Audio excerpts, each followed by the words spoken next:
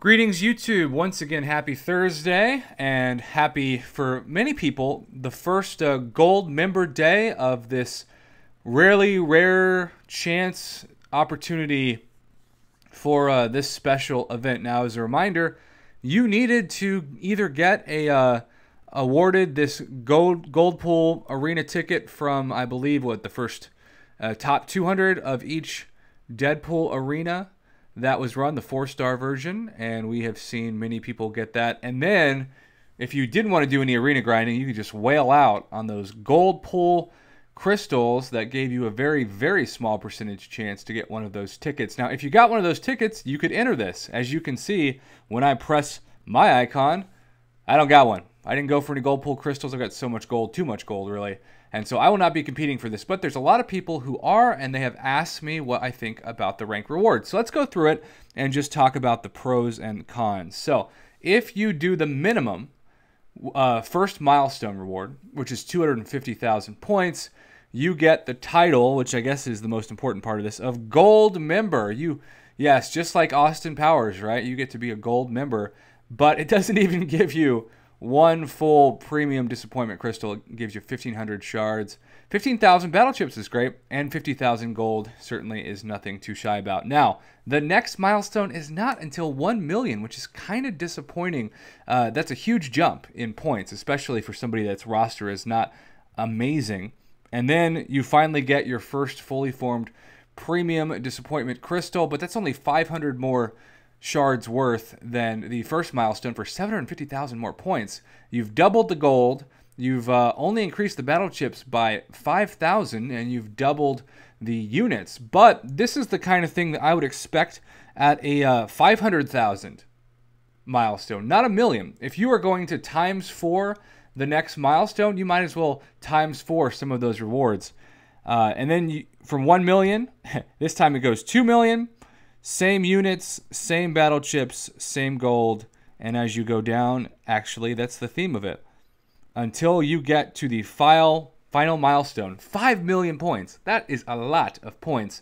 And I believe this is an arena that you can use your 5 stars, but not your 6 stars. Somebody told me that. Now, that is purely what someone has told me. Again, I am not in this arena. I cannot confirm that for you, but I believe that is the case. So it basically acts as the 4-star featured arena, not the 5-star featured arena. So you can get all champions to use up until 5 stars, and then after that, 6 stars are the only ones you can't use. Okay, so I've got to be honest. I think these rewards, especially for the milestone rewards, are very subpar. You would think for the increase of milestones that you would be seeing at least 200,000 gold, and if you're going to start with battle chips in the 15,000 range, you'd expect at least double that for the last milestone. And I think the game is most out of touch with these milestones when it comes to premium hero shards or premium disappointment crystals, because for the most part, it's just a 2-star crystal, right? 84% chance drop rate to get a 2-star. And so it would be nice, real nice, if these things actually contained something to the effect of a 3 to 5-star hero crystal, at least in the last milestone. I can understand premiums at the beginning, but give everybody something to really push for in that 5 million, especially because most people who do this are not going to be able to score high enough to get the top rank reward, which, speaking of which, let's look at those rank rewards. Well, of course, everybody's after this 5-star gold pool and the 600 6-star shards that also accompany that top 10 ranking, but good luck with that.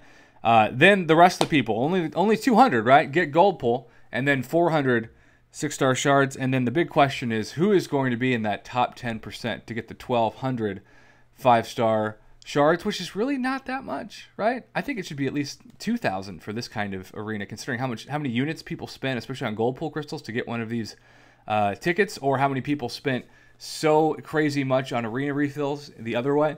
And then if you want to get in that 11 to 30%, you got the 800 5-star shards, which is pretty good. You know, I actually think that if I was doing this, I'd probably just aim for the 11 to 30. Go for the 800 5-star shards and the 100 6-star shards. And then you have this greater arena boost crystal, which really is nothing to brag about. And then 400 5-star shards. That's pretty good. That's how much you hope to get in the top 10% of the 4-star featured arena every few days. And then at worst, you get 200 5-star hero crystal shards, I think that's also pretty cool. If you do the minimum, you still get 200 shards. That is nothing to complain about. So I do think this is a bit disappointing, especially from the premium disappointment crystal shard perspective. If Kabam really wants to entice more of these kind of arenas to be exciting, they should do what they did on Dungeon Day, and that's start kind of small with the rewards so that people who just are casual grinders can get something, but not certainly the best, and then make it to where that final milestone is a really, really cool item. I'm not saying it has to be, you know, even a 4-star crystal, although at this current state of the game, that would be pretty fair. But it does need to be something that people can really push themselves to take the time out of their day to grind in the arena for. At minimum, I think it'd be cool to do one of the 300 unit uncollected crystals, at least for those who are uncollected. But if not that, 1,000 4-star shards at a minimum, and then maybe even, if you do all the milestones, enough to get a 4-star crystal, which, again, in the current state of the game, is not that big of a deal anyways, but compare that to one 100-unit premium, and it's not nearly as enticing.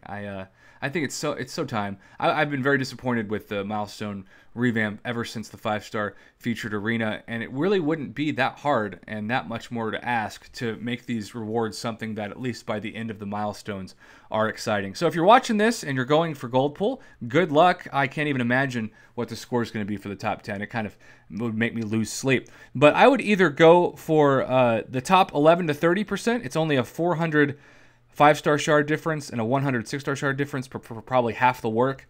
And then if you've got a Goldpool crystal and you got stuff to do, just go for the minimum milestone reward so you can at least get 200 extra 5-star shards. But overall, if you need gold, this is a great opportunity for more gold. Battle chips, a pretty generous amount of battle chips, and then everything else pretty disappointing. So that's my feedback. Good luck to everybody. As usual, I'm only going to be grinding for the non-ticket entry arenas this week. And I wish everybody the best of luck in all of your arena grinding.